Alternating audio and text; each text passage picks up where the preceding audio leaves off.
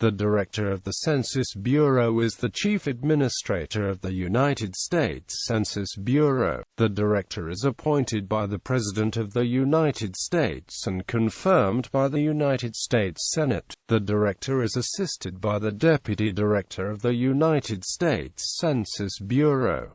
History of the office. The nominal head of the early censuses was the Secretary of State, but management responsibility was actually devolved to the U.S. Marshal in each state. These marshals collected and tabulated their own returns. The Secretary of State only oversaw the final compilation and tabulation of the data. By 1840, the increasing standardization of census questionnaires and the enumeration process made it clear that more leadership at the federal level was necessary. Secretary of State John Forsyth appointed William Augustus Weaver as the first superintending clerk of the census in that year. Weaver and his successors oversaw the technical aspects of the census, including designing questionnaires, and more closely managed the tabulation process.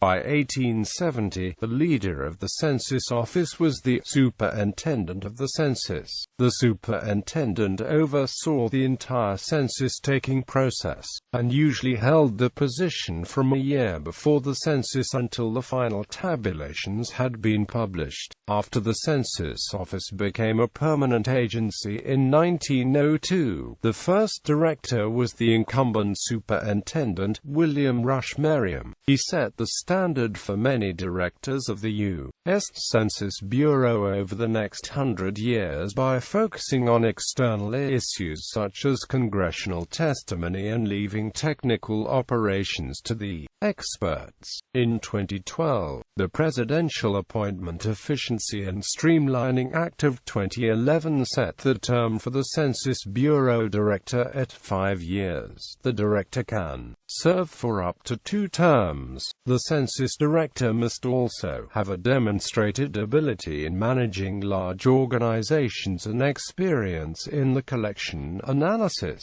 and use of statistical data. Chronology of Census Bureau leadership. The following is a chronological list of those who supervised the census of the United States.